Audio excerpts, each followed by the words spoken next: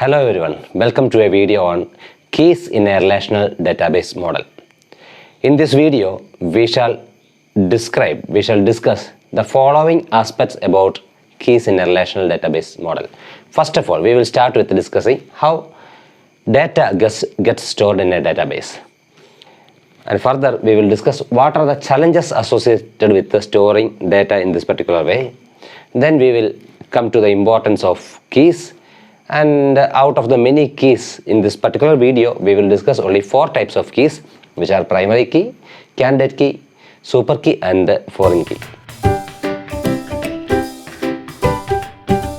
First of all, let us see how a data gets stored in a database, in a relational database model.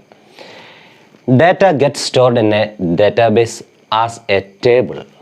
A table has, as we already know, has rows and columns.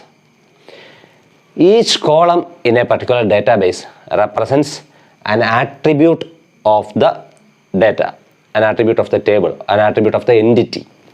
So each column, in this particular example of student table, we can see that this particular column, student ID, represents the ID of the students, name represents name, class, batch, Aadhaar number, phone number, and email ID.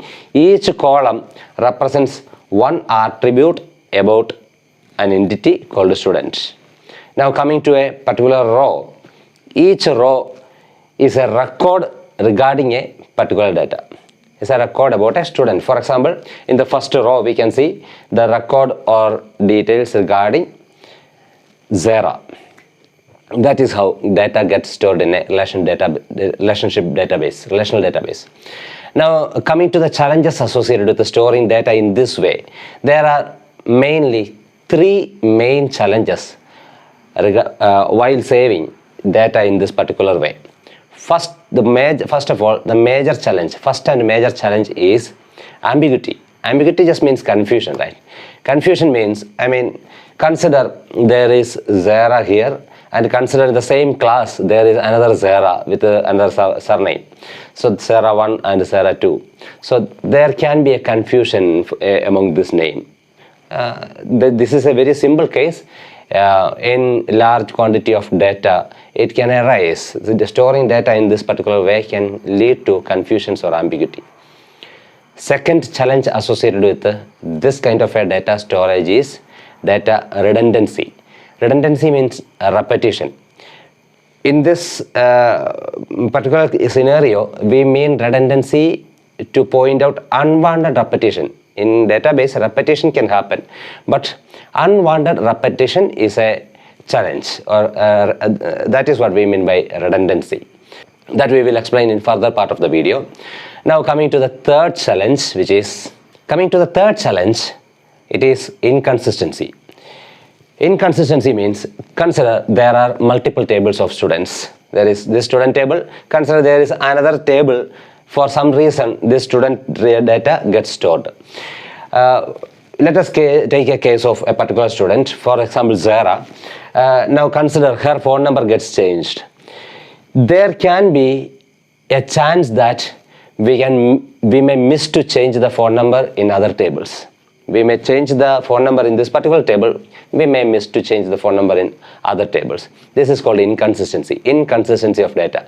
Zara's phone number at one table will be one number, and in another table will be another number, which can lead to an inconsistent data. Now, in order to overcome these 3 challenges, we introduce keys. What are keys? Keys are nothing but unique identifiers. A key is a column in a table which can uniquely identify a record. For example, in this particular table, this Aadhaar number uniquely identifies a particular student because each individual has a unique Aadhaar number. So Zara's Aadhaar number recognizes her. In this particular table, there are other elements also. For example, student ID. Each ID is unique for a particular student. So any attribute, any column that identifies a particular row is called a key. How does this key help us to overcome the early mentioned challenges? First of all, key has a uniqueness. Key uniquely identifies a particular student. Another benefit with the key is key help us to retrieve a particular row very easily. By referring to a key, we can retrieve a data about a particular a row of data very easily. Now coming to another point, which is reference or relationship, setting up relationship. By referring a key, a primary key as a foreign key in another table that we will explain later, we can ensure relationship between tables. The fourth benefit with key is keys ensure data integrity by making each row a unique one. Now we will discuss various types of keys in detail. First of all, let us see what is a primary key. A primary key is a key that uniquely identifies one and only one instance of an entity.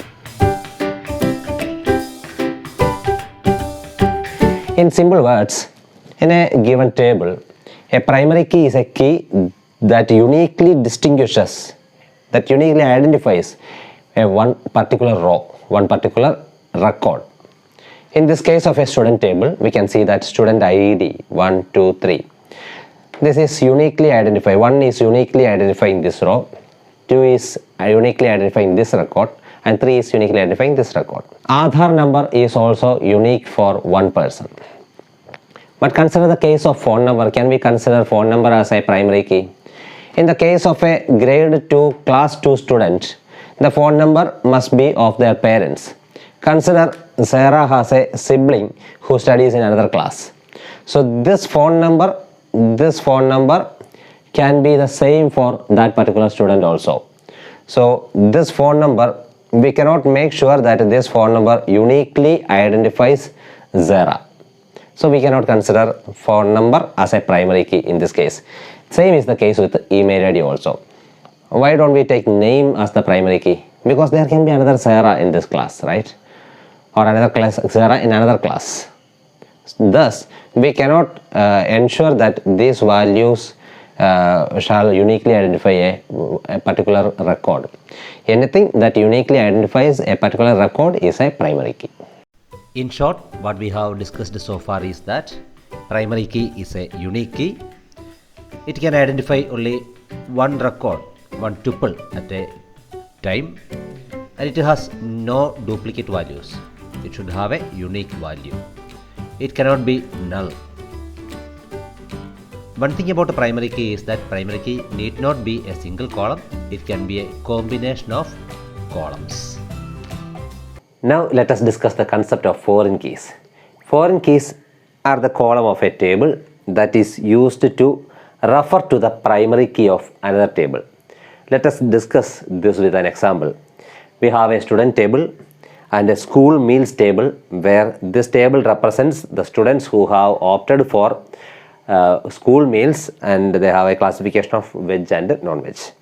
Now, in this particular meals table, to get the student details who have opted for school meals is represented by the student ID. You can see student ID is the primary key of the student table, which is referred here in this particular table. Student meals table has a primary key called MID. So this particular key becomes the foreign key, which establishes a connection with these two tables. In short, a foreign key acts as a primary key in one table and it acts as a secondary key in another table. In our example, in the student table, student ID is the primary key, where in the meals table, student ID has become the secondary key. The foreign key combines two or more relations or table at a time, and they act as a cross-reference between tables. Now let us discuss the concept of candidate keys. Candidate key is a minimum set of attributes that can uniquely identify a particular record. In our case, student table, we have discussed that additional to this particular student ID, we have other qualified, those IDs which are qualified to be primary keys are student Aadhaar. This Aadhaar number is a unique number which identifies only one and one student. So this Aadhaar number is qualified to be a primary key, and thus we can call this particular key as a candidate key. Some key points regarding candidate key are: a table can have multiple candidate keys but only one primary key. The value of the candidate key is unique and may be null for a tuple, but remember, in a primary key there cannot be a null value. There can be more than one candidate key in a relationship. Now let us discuss the concept of superkeys. Superkeys are nothing but a set of attributes that can uniquely identify a particular record. Here in this case, student ID is an attribute, student Aadhaar is an attribute. Consider the case of student ID plus a set of student name plus student Aadhaar. This set of attributes can be called as superkeys. Regarding superkey, adding 0 or more attributes to the candidate key generates the superkey. A candidate key is a superkey, but vice versa is not true. Superkey values may also be null. In short, as we have already seen, keys are unique identifiers that help us to avoid the challenge of data redundancy, data ambiguity and data inconsistency. Also, it helps us to establish relationship with the various tables. And that's all for this session. Thank you very much.